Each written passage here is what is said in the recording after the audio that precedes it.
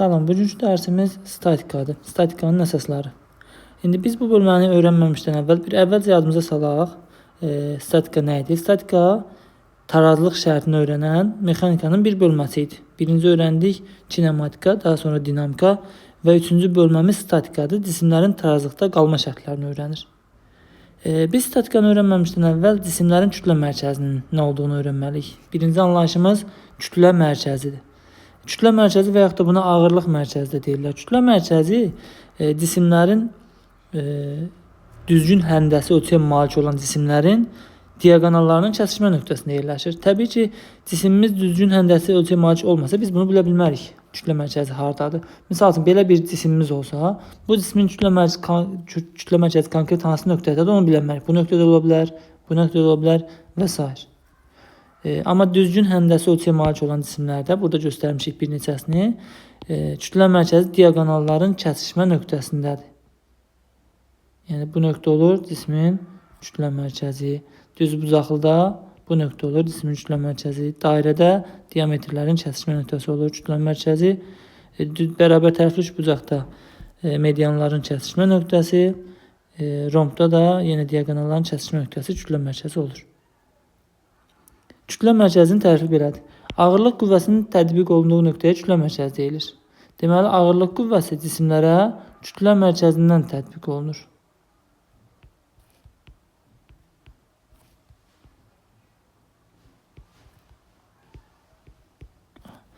İndi kütlə mərkəzinin nə olduğunu öyrəndik.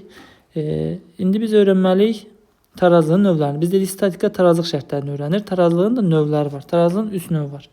Dayanıqlı, dayanıqsız, fərqsiz olmaqla tarazlığı 3 yerə bölürlər. İndi birinci burada bir şəkil göstərmişik.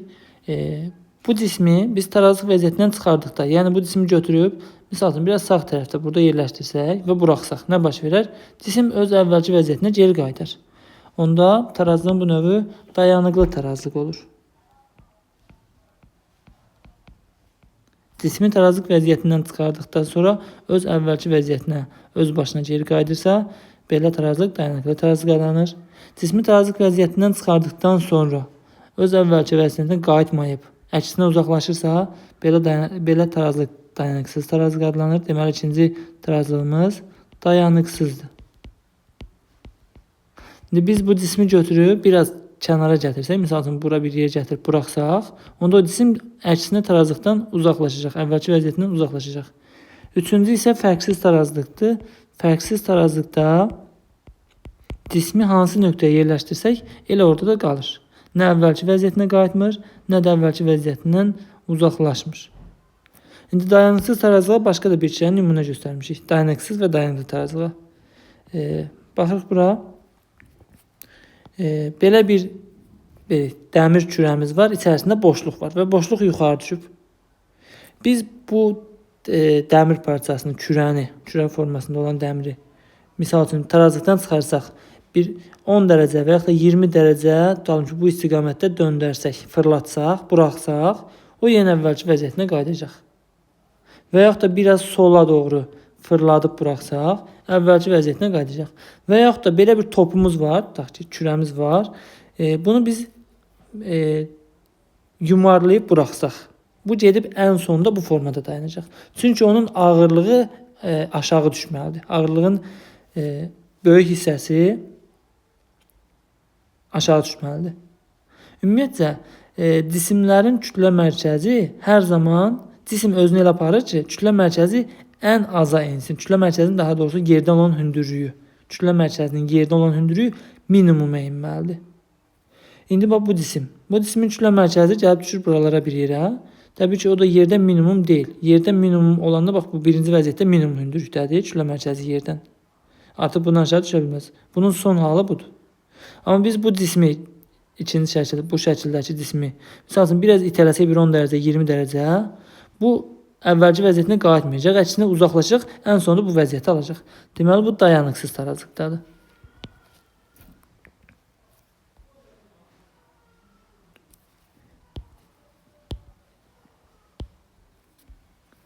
Gəldik bu şəkilə. Burada da yenə dayanıqlının altına yazmışıq, çəkmişik bu şəkli. Deməli, bu cisim dayanıqlı tarazlıqdadır. Bu cismi müəyyən qədər kənara çəkib buradan buraxsaq, Başlayacaq bu cisim rəqs eləməyə, sağa sola. Ən sonda gəlib burada dayanacaq. Yəni başlanğıc vəziyyətinə geri qayıdacaq. Deməli bu da dayanıqlı tarazlıq halıdır. Gəldik bu şəklə.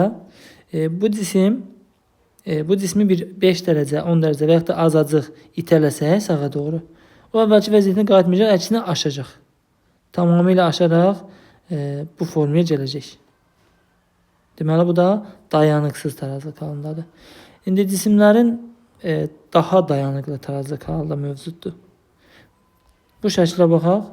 Bu cisimlərin hansını aşırmaq daha çətindir. Fərz elə 2 dənə belə bir cisimimiz var.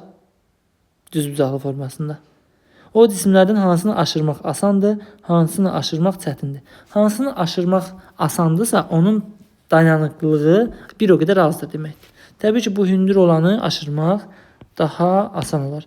Deməli, cisimlərin kütlə mərkəzi, bu cismin kütlə mərkəzidir, bu da cismin kütlə mərkəzidir. Cisimlərin kütlə mərkəzi yerdən nə qədər hündür olsa, cisimlərin dayanıqlılığı bir o qədər az olur. Deməli, bu birinci cismin dayanıqlılığı ikincidən azdır, çünki yerdən olan hündürlüyü çoxdur kütlə mərkəzinin. Onda dayanıqlılığı bir D ilə işarələsək şərt olaraq birincinin dayanıqlılığı kiçik olacaq, ya da belə yazaq, ikincinin dayanıqlılığı böyük olacaq birincinin dayanıqlılığından. Gəldik ikinci şəklə. Burada kütlə mərkəzləri eyni hündürlükdədir, amma bu dəfə baxırıq ki, oturacağın sahəsi biri böyükdür, biri kiçik. Cisimlərin oturacağının sahəsi, yerlə təmas səthinin sahəsi nə qədər böyük olsa, bir o qədər dayanıqlılığı çox olar. Deməli, bu ikinci halda da yenə ikincinin dayanıqlılığı böyükdür birincinin dayanıqlılığından.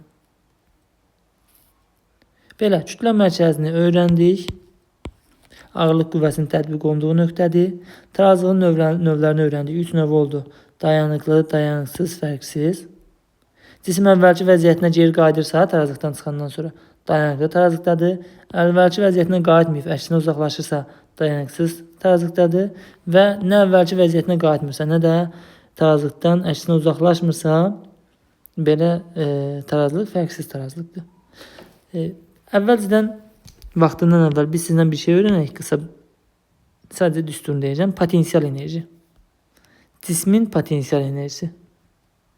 Potensial enerjinin düsturu cismin kütləsi vurulsun, qravitasiya sayısı intensivliyi və vurulsun cismin kütlə mərkəzinin yerdə olan hündürlüyü. Buradakı H cisimlərin kütlə mərkəzinin yerdən olan hündürlüyüdür. İndi bu cismin yerdən olan hündürlüyü bax bu götürülür. Kütlə mərkəzindən olan hündürlük. Bu cismin hündürlüyü bu hissə olur, bu məsafə olur. Misal üçün bu cisimdə kütlə mərkəzindən yerə qədər olan hündürlük bunun bu MGH düsturundakı hündürlüyü olur. İndi dayanıqlı tarazlıq halında əgər cisimlərin ölçüsünü nəzərə almasaq, təbii ki, maddi nöqtə olsa, yerdə olan hündürlük elə maddi nöqtədən hesablanacaq. İndi baxırıq bu birinci şəklə.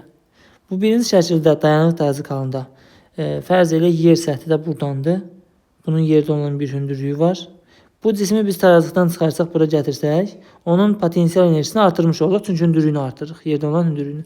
Buraxsaq nə baş verər? Əvvəlki vəziyyətinə qayıdar, hündürlük bu səviyyəyə gəlib çatar. Deməli, dayanıqlı tarazlıq halında cisimlərin potensial enerjisi minimum olur, çünki bundan artıq da azala bilməz hündürlük. Deməli, dayanıqlı tarazlıq halında cisimlərin potensial enerjisi minimal qiymətini alır. Bu ikincidə dayanıqsız tarazlıqda biz bu cismi tarazlıqdan çıxardıqda getdikcə aşağı düşəcək. Yəni yerdə olan hündürlüyümüz də buradan hesablansa şərt olaraq. Hündürlük getdikcə azalır. Deməli, getdikcə azalır və bundan da çox ola bilməz. Ən yuxarı nöqtədə, ən yüksək nöqtədə təbii ki, bunun potensial enerjisi ən çoxdur. Deməli, dayanıqsız tarazlıq halında cisimlərin potensial enerjisi maksimal səviyyədə olur. Eləcə də bu şəkildə. Kütlə mərkəzi təxminən bu nöqtələrə, buralara bir yer düşür. Yerdən olan hündürlüyünü görürük ki, azdır. Amma digər ikinci şəkildə, bu şəkildə kütlə mərkəzi təxminən buralara bir yer düşür və onun yerdən olan hündürlüyü böyükdür. Deməli, və bu cisim bundan artıq hündürlükdə ola bilməz kütlə mərkəzi. tutalım ki bu cismi biraz sağa fırlatsaq və ya da biraz sola fırlatsaq, bu kütlə mərkəzi ya sağa gələcək, ya sola gələcək, hündürlüyü azalacaq. Yerdə olan hündürlüyü azalacaq. Deməli, bunun potensial enerjisi bu halda maksimal səviyyədədir. Maksimal səviyyədədirsə, həqiqətən deyə bilərik ki, dayanıqsız tarazlıqdadır. Bu cismi biraz döndərsək, fırlatsaq, bunun kütlə mərkəzi ya bu istiqamətdə, ya bu istiqamətdə yerini dəyişəcək. Onda təbii ki, bu minimal vəziyyətdədir. Biraz tarazlıqdan çıxarsaq bu cismi, potensial enerjisi artar. Amma bu vəziyyətdə ən minimal halındadır. Deməli, burada da potensial enerji minimum halındadır. Həqiqətən minimum halındadırsa deyə bilərik, dayanıqlı tarazlıqdadır. Kütlə mərkəzini öyrəndik. İndi öyrənməliyik biz fırlanma nöqtəsini. Fırlanma nöqtəsi cisim hansı nöqtə ətrafında dönə bilirsə, fırlana bilirsə, həmin nöqtə fırlanma nöqtəsidir. Cisimlər hansı nöqtə ətrafında fırlana bilirsə, həmin nöqtə fırlanma nöqtəsidir. Misal üçün, velosiped təkərinin mərkəzindən ox keçir və həmin oxa nəzərən fırlana bilir. Deməli, həmin velosiped təkərinin fırlanma nöqtəsi onun mərkəzindən keçən oxdur. Və yaxud da, tutalım ki, belə bir kvadrat formalı bir çərçivəmiz var. O çərçivəni götürüb şaquli bir müstəvidən, lövhədən tutalım ki, asmışam divara, mismarlamışam. Bu nöqtədə mismarlamışam, tam bu küncündən. Onda həmin o kvadrat formalı vərəq olsun və yaxud da hansısa bir lövhə olsun və s. Onda həmin nöqtə ətrafında dönə bilər bu istiqamət. Amma bu nöqtə yerində qalır, bu nöqtə dəyişməz. Çünki oradan mismarlamışıq və yaxud da tutub saxlamışıq, bərkitmişik şaquli müstəviyə. Deməli, bu nöqtə ətrafında fırlana bilir. Və yaxud da bir dənə belə bir cisim götürək, tir götürək. Biz hələlik buna tir deyəcəyik, birazdan buna linç deyəcəyik. Bunun altına bir dayaq yerləşdirək. Belə bir dayağımız olsun. Bu nöqtədən bərkidək. Bu nöqtədən bərkidiksə fırlanma nöqtəsi həmin nöqtədir. İndi biz bunun sağ tərəfindən aşağı çəksək, onda bunun sol tərəfi nə olacaq? Yuxarı qalxacaq, sağ tərəfi aşağı düşəcək. Amma bu nöqtə yerində qalacaq, çünki bərkidilib. Deməli, fırlanma nöqtəmiz həqiqətən bu nöqtədir. O nöqtə yerində qalır, geri qalan isə fırlanır. Və yaxud da biz buradan aşağı çəksək bir qüvvə ilə, sol tərəfdən aşağı çəksək, sağ tərəf yuxarı qalxacaq. Yuxarı qalxacaq, bir müddətdən sonra belə dönəcək. Bu nöqtədə bu formada dönəcək. Deməli, o nöqtəsi ətrafında həqiqətən fırlanma hərəkət eləyəcək. İndi, qüvvələr cisimlərə iki cür hərəkət verə bilir. Daha doğrusu üç cür hərəkət verə bilir. Biz burada hələ ki ikisindən danışacağıq. Qüvvələrin cismə verdiyi irəliləmə hərəkəti və fırlanma hərəkətindən danışacağıq. Əgər hər hansısa bir qüvvənin təsir xətti dediyimiz şey, bu qüvvənin irəli-geri uzantısıdır. Bu qüvvənin irəli-geri uzantısıdır. Bu bunun təsir xəttidir. Misal üçün, F1 qüvvəsinin təsir xətti budur. Buna F2 deyək. F2 qüvvəsinin təsir xətti budur. F1 qüvvəsinin təsir xətti budur. F4 qüvvəsinin təsir xətti budur. F3 qüvvəsinin təsir xətti budur. F3-ün də təsir xəttini göstərək.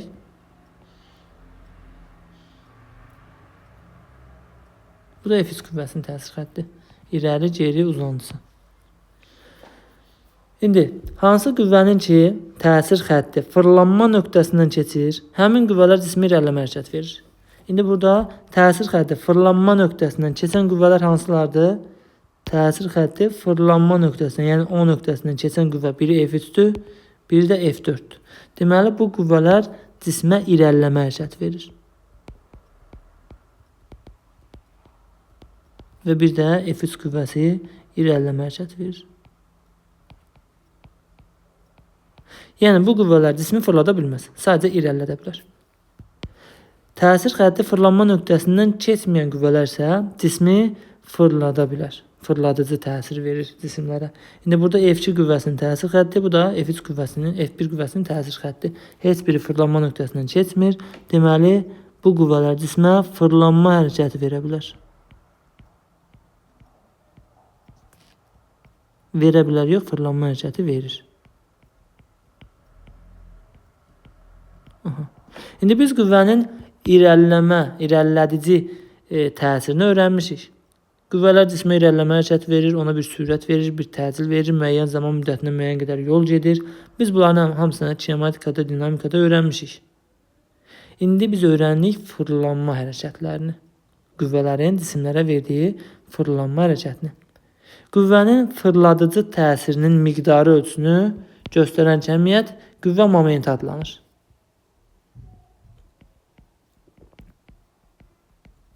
Qüvvə momenti.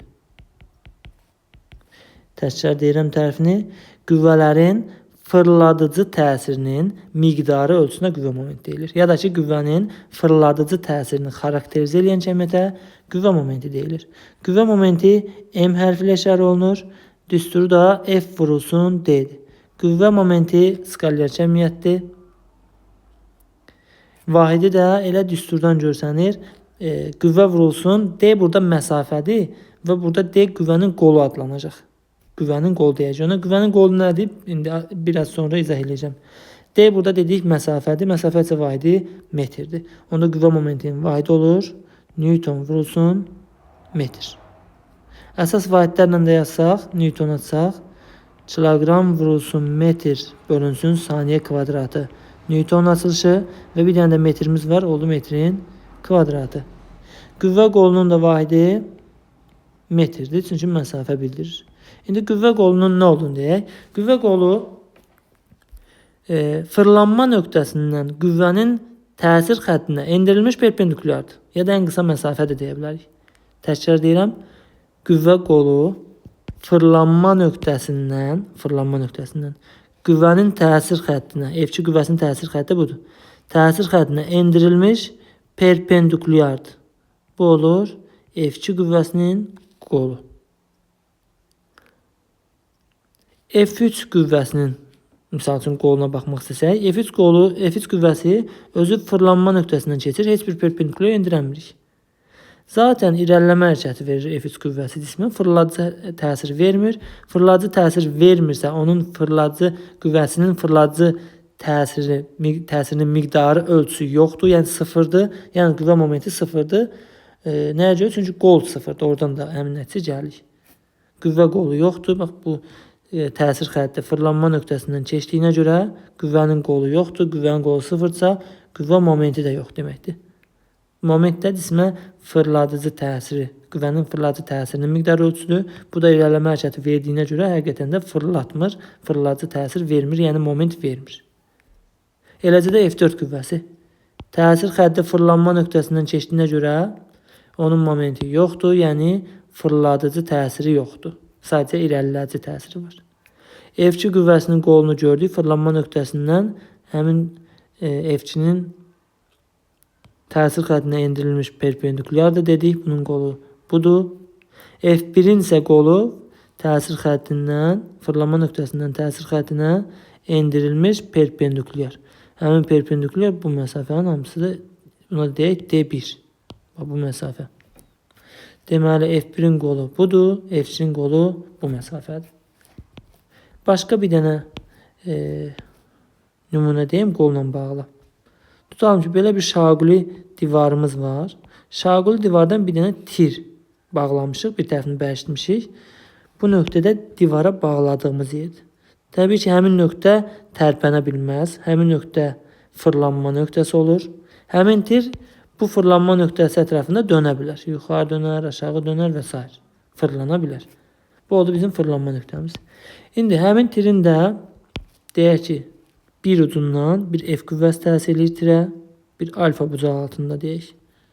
Bu bucağı da bir alfa deyək. Bu tirin özünün uzunluğuna da misal üçün bir L deyək. Bu da bizim F qüvvəmiz. İndi deyir F qüvvəsinin qolunu tapın. Qol nəyə deyilir? Gəlin yadımıza salaq. Qüvvənin təsir xəttindən, daha doğrusu fırlanma nöqtəsindən, fırlanma mərkəzində deyə bilərik. Fırlanma mərkəzindən qüvvənin təsir xəttinə endirilmiş perpendikulyar. Biz o perpendikulyarı bu formada endirə bilmərik. Belə endirsək perpendikulyar olmur. Biz onun təxminini belə endirməliyik ki, perpendikulyar olsun. Ona görə də təsir xəttini çəkməliyik. Bu qüvvənin təsir xəttini çəkək.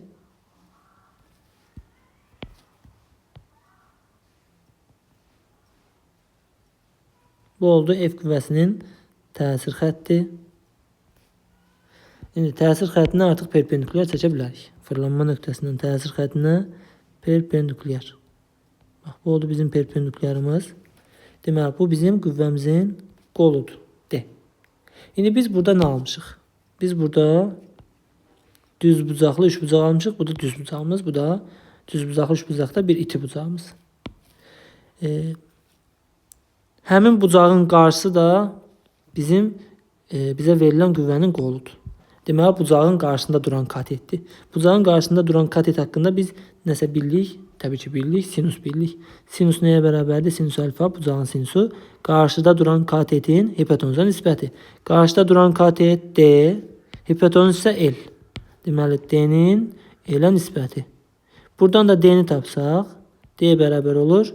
L vurulsun sinus alfa. Onda bu qüvvənin momentini tapın desə, qüvvə momentində düsturu F vurulsun D-dir. F vurulsun D-nin də yerinə L sinus alfa yaza bilərik. Bizə bir neçə qüvvə versə, tutalım ki, birini belə verir. Elə bax, bu birinci göstərdiyimizə deyək F1, buna deyək F2, F2, bir dənəsində belə verir. Bu da F3. Desə ki, qüvvələrin qiymətləri eynidir. Dalım şərt olaraq bizə deyir. F1 bərabərdir F2 bərabərdir F3. Ədədi qiymətləri bərabərdir. Qüvvə momentlərini müqayisə edin. İndi bu birincinin qüvvə momentini elə burada tapdıq. Nə oldu? F vurulsun L vurulsun sinus alfa. İkincinin momenti, bax buraya yazaq birinci. Bu birinci momenti. İkincinin momenti, ikinci vurulsun. Yox, ikinci bərabərdir. İkinci momenti. Qüvvəsi F2-dir. Ona da bir F deyirəm. Çünki dedik 3 ilə bir-birinə bərabərdir. Elə hər birinə F deyə bilərik. Bu ikincinin qoluna baxaq. Təsir xətti, bu ikincinin təsir xətti budur. Və fırlanma nöqtəsindən təsir xəttinə endirilmiş perpendikulyar elə bu lincin uzunluğudur. Deməli, bu L, elə F2-nin qoludur. Onda deməli, ikincinin momenti F vurulsun L-dir. Üçüncünün momentinə baxaq, daha doğrusu qoluna baxaq. Bu üçüncü budur, təsir xətti də budur. Təsir xətti görür ki, fırlanma nöqtəsindən keçir. Onda deməli, üçüncü qüvvə heç cismə fırladıcı təsir vermir. Yəni, momenti 0 olur. Üçüncünün momenti 0. Buradan da müqayisə eləsək, təbii ki, F vurulsun, L vurulsun sinus alfa, F L-dən kiçikdir. Onda deməli, ikincinin momenti böyükdür birincidən. İkinci momenti böyükdür birinci momentindən. Üçüncündə burada görürük 0-dır. Deməli, perpendikulyar olan daha böyük moment verəcək qüvvələrin bərabər qiymətində. Çünki perpendikulyar şərtində, perpendikulyar olanda bucağımız 90 olanda sinus 1 olur, ən böyük qiymətini alır. Ona görə də moment də ən böyük onda olur. İndi qüvvə momentini öyrəndik, qüvvə qolunu öyrəndik. Əsas məsələ bunlar idi. İndi keçirik tarazlıq şərtinə. Tarazlıq şərti buna bəzən də momentlər qaydası deyilir. Momentlər qaydası. Tutalım ki, bir tirimiz var.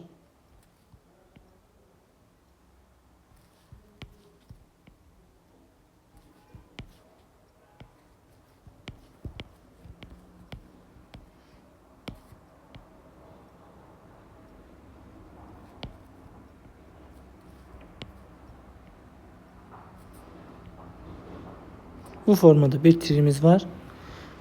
Bu tiri də deyək ki, bir sap vasitəsindən, ip vasitəsindən bir yerdən asmışıq. Tavandan asmışıq. Onda bu ipin hansı, daha doğrusu bu cismin, bu tirin hansı nöqtəsi tarazlıqda qalır? Təbii ki, ipdən asılmış nöqtəsi tarazlıqda qalır. Yəni, həmin nöqtə fırlanmır. Bu tir həmin nöqtə ətrafında dönə bilər. Və yaxud da bu formada belə dönə bilər. Bu oldu bizim fırlanma nöqtəmiz. Deməli, cisimləri və yaxud da hər hansı bir tiri hansı nöqtədən tavandan asırıqsa, həmin nöqtə onun fırlanma nöqtəsi hesab olunur. İndi biz bu tirə deyək ki, bir neçə qüvvə təsir edir və bunu göstərək. Tutalım ki, qüvvənin biri buradan təsir edir. Bu olsun F1 qüvvəsi. Qüvvənin biri buradan yuxarı təsir edir. Fərz eləyək ki, F2 qüvvəsi. Biri buradan təsir eləsin. F3 qüvvəsi. Bir də olsun buradan F4 qüvvəsi. Cismə 4 dənə qüvvə təsir edir. İndi bu qüvvələr cismi hansı istiqamətdə fırlatmağa çalışır? Təbii ki, fırlanma hərəkətinin iki istiqaməti mümkün ola bilər sadəcə. Sadə əqrəbi istiqamətində və sadə əqrəbinin əksinə fırlanmanın iki istiqaməti var. Sadə əqrəbi və sadə əqrəbinin əksi istiqamətində. İndi bu qüvvələri biz görməzdən gəlsək, nəzərə almasaq, sadəcə buradan yuxarı qaldırsaq, onu təbii ki, tirin sol tərəfi yuxarı, sağ tərəfi aşağı hərəkət eləyəcək. Bu tir sadə əqrəbi istiqamətində fırlanmış hesab olunacaq. Deməli, F4 qüvvəsi bu tiri sadə əqrəbi istiqamətində fırlatmağa çalışır. F3 qüvvəsi buradan aşağı çəkir, sadə əqrəbinin əksi istiqamətində fırlatmağa çalışır. F1 qüvvəsi buradan aşağı dartır, sağ tərəfdən sadə əqrəbi istiqamətində fırlatmağa çalışır. F2 qüvvəsi də sadə əqrəbinin əksi istiqamətində fırlatmağa çalışır. İndi momentlər qaydası belədir. Cismi saat əqrəbi istiqamətində fırladan qüvvələrin momentlərinin cəmi, cismi saat əqrəbinin əksi istiqamətində fırladan qüvvələrin momentlərinin cəminə bərabər olduqda cisim tarazlıqda qalır. Bu tarazlığın şərtidir. Və yaxud da belə də, kitablarda bəzən belə də yazılır. Cismə təsir edən bütün qüvvələrin momentlərinin cəbri cəmi 0 olduqda cisim tarazlıqda qalır. Qüvvə momentlərinin cəbri cəmi 0 olduqda. Yəni birincinin momenti plus ikincinin momenti plus üçüncünün momenti üstü gəlsin dördüncünün momenti bərabərdir 0. Təbii ki, bu ümumi şəkildə belə yazılmalıdır. Birincinin momenti üstü gəlsin, ikincinin momenti üstü gəlsin, nöqtələr, n-incinin momenti bərabər 0. Ümumi şəkildə belə yazılır. İndi biz baxdığımız nümunədə 4 qüvvə olduğuna görə bu formada yazmalıyıq. İndi təbii ki, 4 dənə müsbət cəmiyyətin cəmi 0 ola bilməz. O buradan belə bir nəticə gəlir ki, bunların içində mənfi var. Ki, cəmi 0 eləyib. İndi cismi sadə əqrəbi istiqamətində fırladan qüvvənin momenti şərti olaraq mənfi qəbul olunur. Sadə əqrəbinin əksi istiqamətində fırladan şərti olaraq müsbət qəbul olunur. Heç hansı mənfidir, hansı müsbətdir yadda saxlamağa ehtiyac yoxdur. Fərz eləyək ki, birinci ilə üçüncü mənfidir. Ya da sadə əqrəbi istiqaməti mənfidir, ya da əksi mənfidir. Bu yaddan çıxsa da olar. Sadə əqrəbi istiqaməti dedik mənfidir. İndi sadə əqrəbi istiqamətində fırladan bir F4'dür, bir də F1'dir. Deməli, F1 ilə F4 mənfidir. F1'in qabağına mənfi qoysaq, M4'ün qabağına mənfi qoysaq, o mənfiləri də bərabərliyin digər tərəfinə keçsək, onda alacaq M2 plus M3 bərabərdir M1 plus M4. Həqiqətən buradan görürük ki, sadə əqrəbi istiqamətində fırladanlar, bundan F4 ilə F1'in cəmi, sadə əqrəbinin əksinə fırladan F2-nin F3-ün cəminə nə oldu? Bərabər oldu. Bu halda cisim tarazlıqda qalır. Bunu silib daha sərgəli formada yazacağım. Bu verilmiş şəkil üçün deməli yazırıq biz bunu. Deməli, bu baxılan halda bu sadə əqrəbi istiqamətində fırlayır. F1 də sadə əqrəbi istiqamətində, F3 sadə əqrəbinin əksinə, F2 də sadə əqrəbinin əksinə. Onda bu hal üçün birincinin momenti üstə gəlinsin. F yazdım səhvən. Qüvvə yox, momenti. Birincinin momenti plus dördüncünün momenti bərabərdir. İkincinin momenti üstə gəlsin. Üçüncü momenti. Bəzən şagirdlər harda səhv eləyir? Götürüb yazırlar ki, üçüncünün qüvvəsi üstə gəlsin ikincinin qüvvəsi bərabərdir.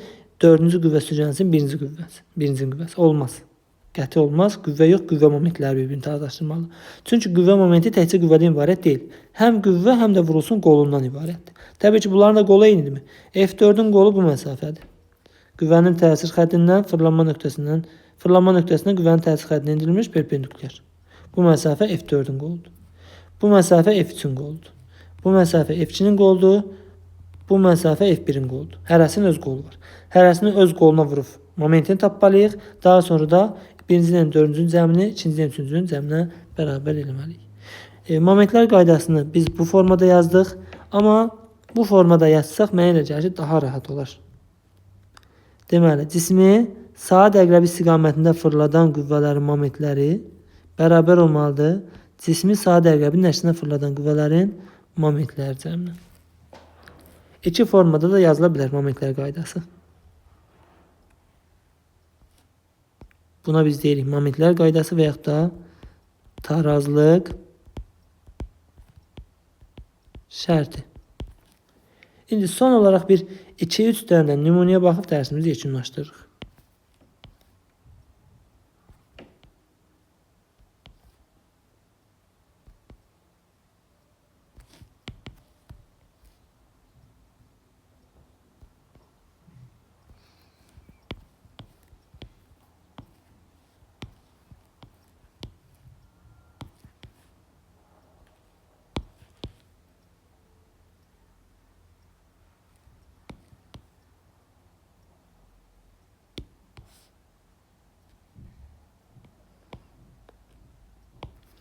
İki-üç dənə deyib 6 dənə şəkil çəkdim bura. Burada nümunə nə qədər çox olsa yaxşıdır. Çünki testlərdə test işləyəndə bu nümunələr sizin köməyinizə çatacaq. Bir çox test tipi var. Hərəsinə aid bir dənə nümunə deyəcəm. Biz buna hələlik deyirik tir. Növbəti dərslərimizdə buna deyəcək link.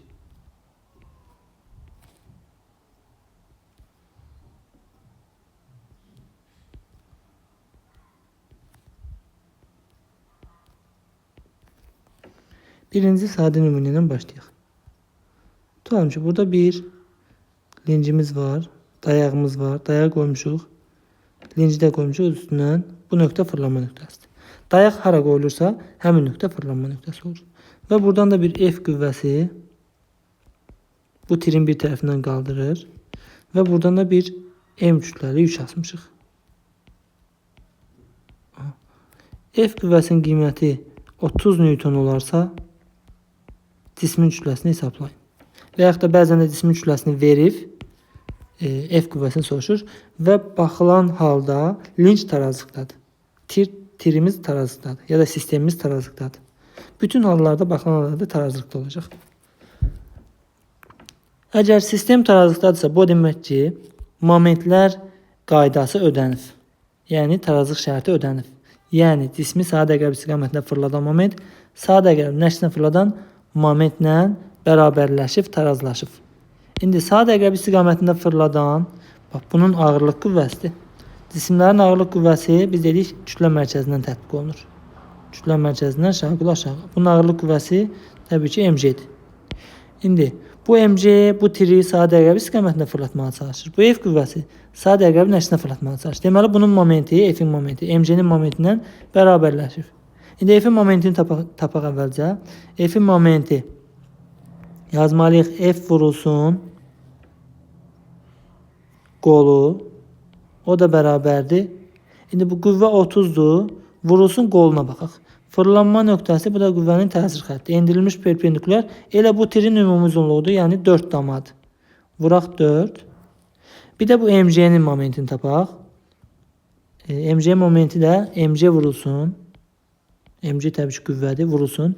Mg-nin qolu isə bunun bax bu təsir xətti fırlanma nöqtəsinə endirilmiş perpendikulyar budur. Yəni 2 damadır qolu. Mg vurulsun öz qolu, o da bərabərdir. M vurulsun J10 vurulsun məsafəsi qolu da 2. Bu ikisini bir-birinə bərabərləməliyik. Biraz uzun yazdım əslində. Heç bu hesaplamasına da yazmayayım. F vurulsun öz qolu, mg vurulsun öz qolu. Bunları bərabərləşdirək. 30 vurulsun, qolu dedik 4'tür, bərabərdir. Mg vurulsun, J də 10'dur, M vurulsun 10 vurulsun, qolu 2. Buradan da 120 bərabərdir. 20M, M də bərabərdir.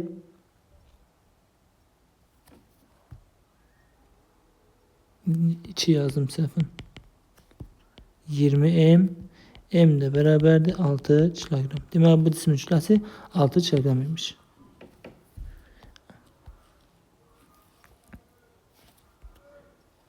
Keçək ikinci nümunəyə.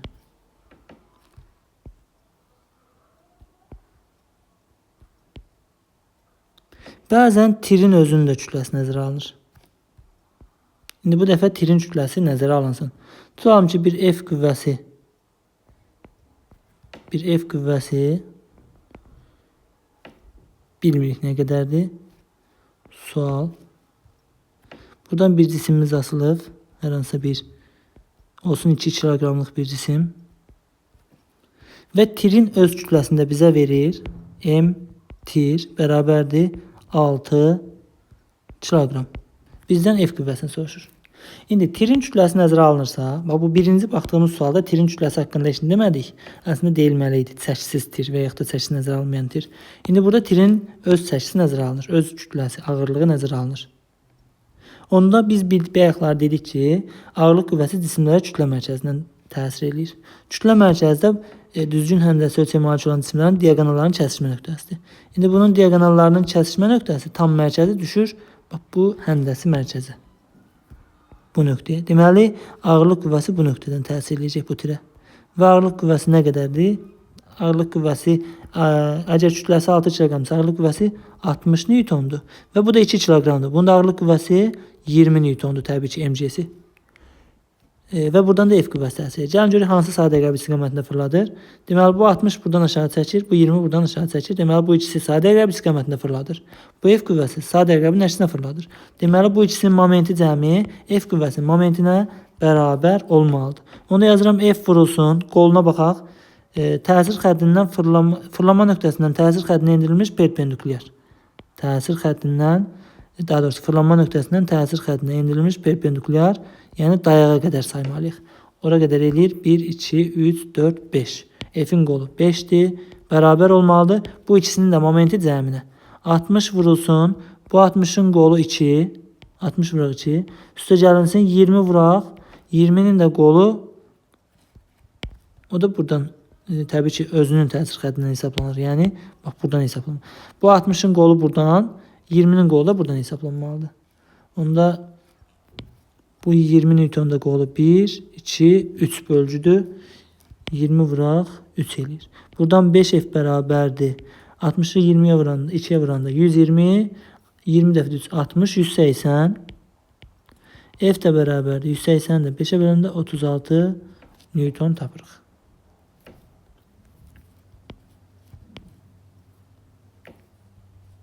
İndi başqa bir nümunəyə baxaq.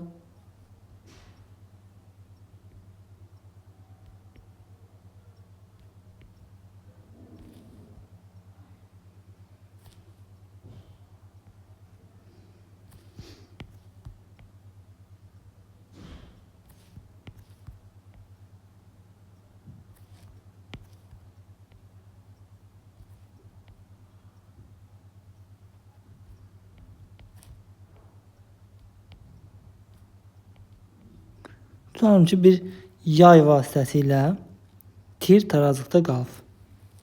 Təbii ki, bu yay olmasa tir tarazlıqda qala bilməz. Onu saxlayan yaydır. Və tirin kütləsini verək. Bu tirin kütləsi olsun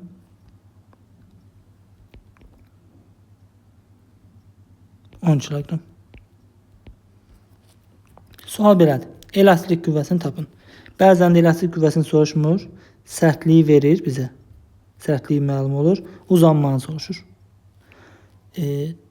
Bütün hallarda istər elastik qüvvəsini soruşsun, istər uzanmanı soruşsun. Təbii ki, onda bizə kütləni verib, elastik qüvvəsini soruşsa, onda elastik qüvvəsi vurulsun qol yazacağıq və mg vurulsun qol yazacağıq. Əgər uzanmanı soruşsa, oradan elastik qüvvəsini tapıb, elastik qüvvəsinin biz düsturunu bilirik, Kx. Oradan x-i tapacağıq. İndi bu yayda yaranan qüvvəmiz, bunun sərtliyini hələ ki götürürəm, ehtiyac yoxdur. Yayda yaranan elastik qüvvəsi təbii ki, yuxarı doğrudur. Çünki bu tir aşağı ağırlığı bunu aşağı çəkməyə çalışır. Və tirin ağırlıq qüvvəsi dedik mərkəzdən tətbiq olunur. Mərkəzdən aşağı mg'si tətbiq olunur. Kütləsi 10'sa mg'si 100 newton olur. Və bu tirin öz ağırlığı bu tiri sadə əqrəbin əksinə fırlatmağa çalışır. Elastik qüvvəsi isə sadə əqrəbi istiqamətində fırlatmağa çalışır. Onda sistemdə tarazlıqdadırsa momentlər qaydasına görə nə yaza bilərik? MC vurulsun qolu, yəni 100 vurulsun. Birinci elastik qüvvəsini yazaq. Elastik qüvvəsinin qolu nə qədərdir? Ona da baxaq. Elastik qüvvəsinin təsir xətti budur. Qolu da fırlanma nöqtəsinə qədər sayırıq. Elədi 1, 2, 3, 4, 5 ara. Onda elastik qüvvəsi vurulsun. Qolu 5. Bərabər olmalıdır. MC, yəni 100 vurulsun. Qolu 1, 2, 3. Qolu 3. Buradan da bunu aşağı götürək.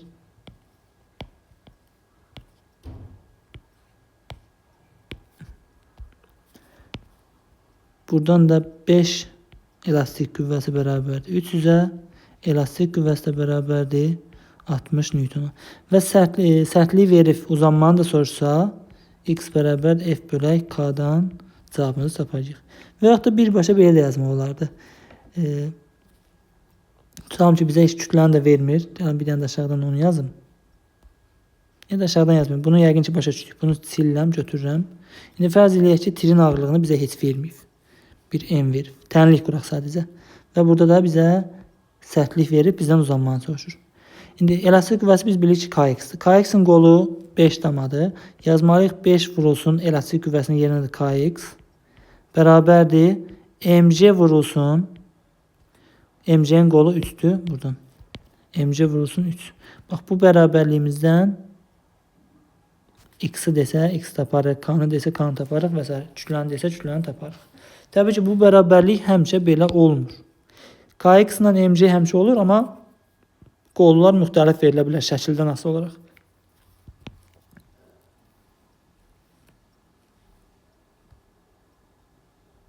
Yəni də başqa bir nümunəyə baxaq. Yenə buradan bir F qüvvəsi çəkir.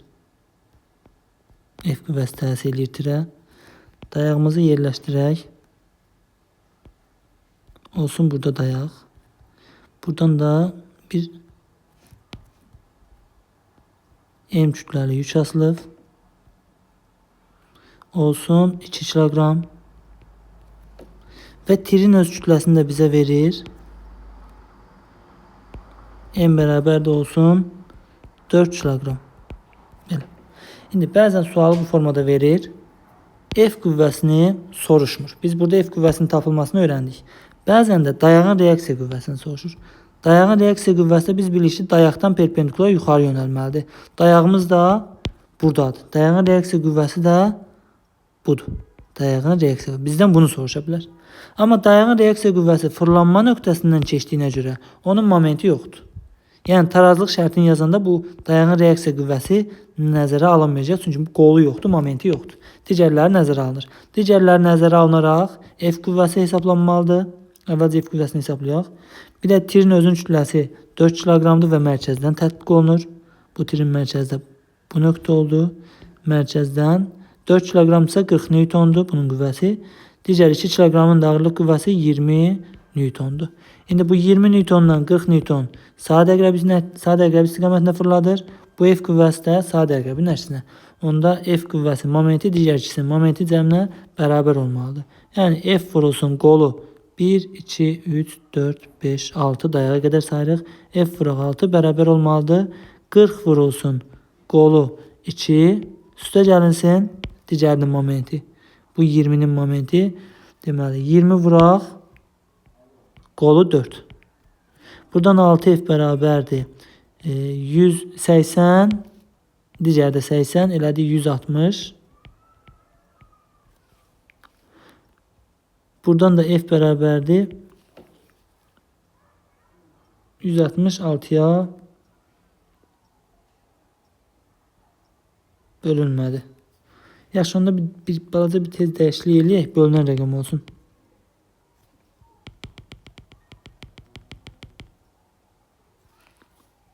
Cismin kütləsini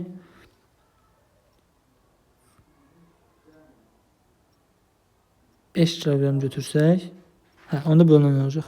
Cismin kütləsini 5 kilogram götürürüm.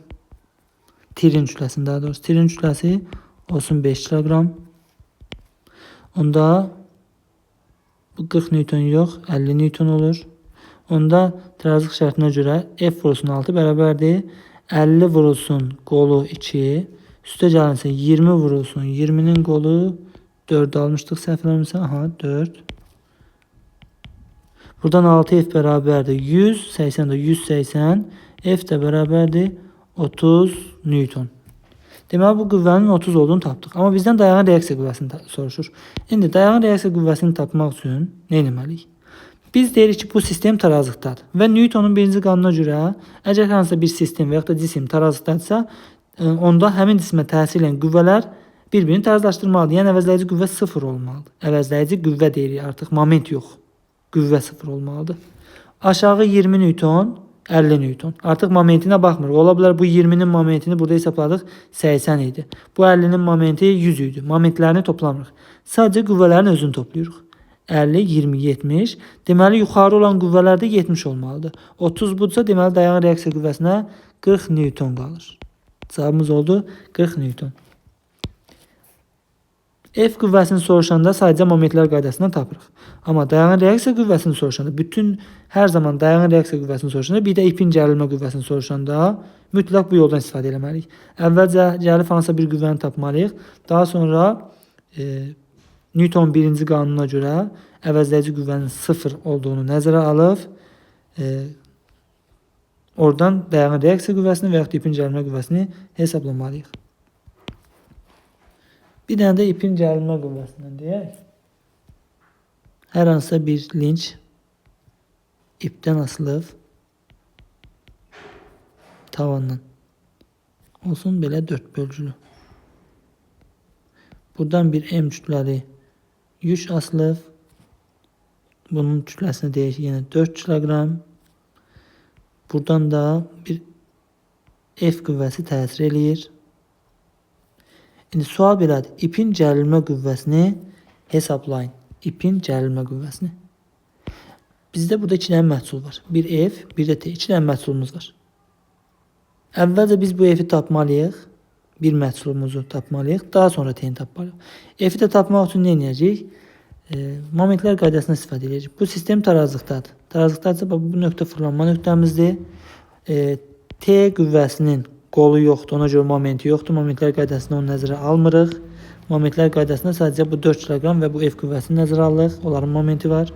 4 kiloqramın ağırlıq qüvvəsi 40 Newtondur və saat əqrəbinin əks istiqamətinə fırladır bu tiri. F qüvvəsini bilmirik və saat əqrəbinin əksinə fırladır.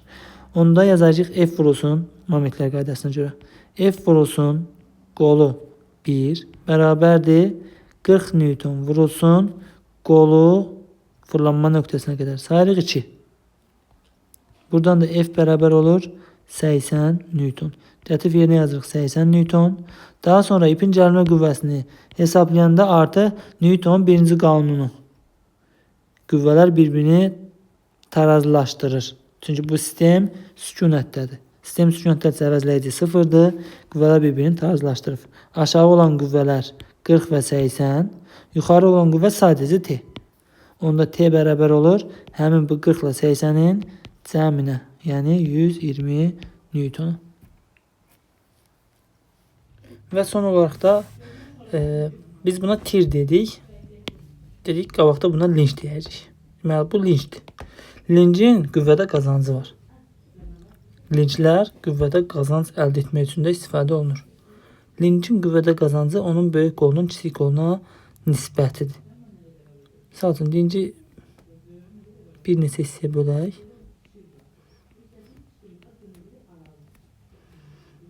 Tutalım ki, buradan da bir dayağımız var. Təbii ki, dayaq dedik haradasa fırlanma nöqtəsi həmin nöqtədir. Bu nöqtə fırlanma nöqtəsi. Buradan bir fərz edək yük asmışıq. Olsun 6 kilogram. Onda bunun ağırlıq qüvvəsi 60 Newtondur, mg'si. Buradan da bir F qüvvəsi təsir eləyir. Tarazlıq şərtinə görə, sistem tarazlıqdadır. Tarazlıq şərtinə görə F'in qolu 6 bölgü. Bu 60 Newtonun, yəni mg'nin qolu da 2 bölgü. Yazmalıyıq F vurulsun. Göstərək bunu. 6 bərabərdir mc vurulsun qolu 2. Yəni 6F bərabərdir. MC'si də 60 idi. 60 vuraq 2 120 Newton. Buradan da F bərabərdir 20 Newton. Şimdi buradan F qüvvəsinin 20 Newton olduğunu tapdıq. Və bizim bu cisimimiz 60 Newton idi. Deməli 60 Newtonluq çəkisi, ağırlığı olan bir cismi 20 Newtondan biz saxlaya bilirik. Deməli neçə dəfə qazanc əldə etmişik? Qüvvədə 3 dəfə qazanc əldə etmişik. Lencin qüvvədə qazancı G hərfi ilə işarə olunur. Və yaxud da kiçik n ilə də işarə edilir bəzən. Və böyük qolun kiçik qola nisbətidir. Buna yazıram D böyük bölünsün D kiçik. Böyük qolun kiçik qola nisbətidir. Və yaxud da böyük qüvvəmiz 60 idi. Kiçik qüvvəmizdə 20 tapdıq.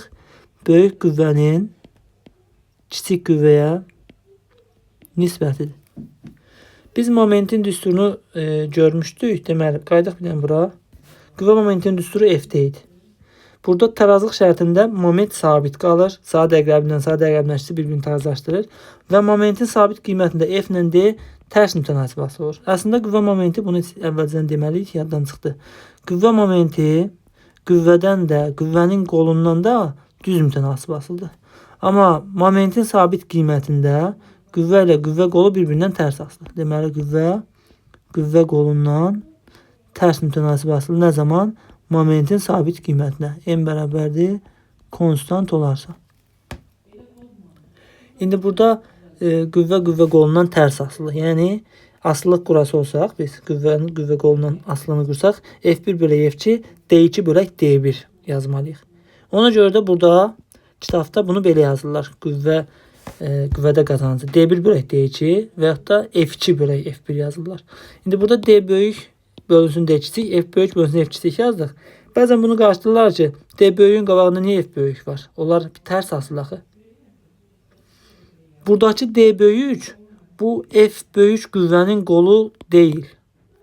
Burada böyük qüvvənin qolu kiçikdir. Burada səhv yazmışam, F böyük yazmalıydım. Bunu düzəldim. F kiçik. Aha. Böyük qüvvənin qolu budur, kiçikdir. Kiçik qüvvənin qolu da budur, böyükdür. Oradan da tərs asılılığı görsənir. Həqiqətən də baxın, 60 Newtonun qolu, yəni böyük qüvvədir. Qolu kiçikdir, 2-dir. Bu kiçik qüvvənin qolu böyükdür. Deməli, bu lenc qüvvədə neçə və qazanc verəcək bu baxdığımız nümunədə. Böyük qol 6, kiçik qol 2. 6-ın 2 nisbəti 3 dəfə qazancı verir. Həqiqətən görür ki, 60 Newtonu 20 Newtondan saxlaya bilirik. Və yaxud da böyük qüvvənin kiçik qüvvəyə 60-ın 20-yə nisbəti yenə də 3 verir. Deməli, lencin qüvvədə qazancı böyük qolun kiçik qola nisbətidir.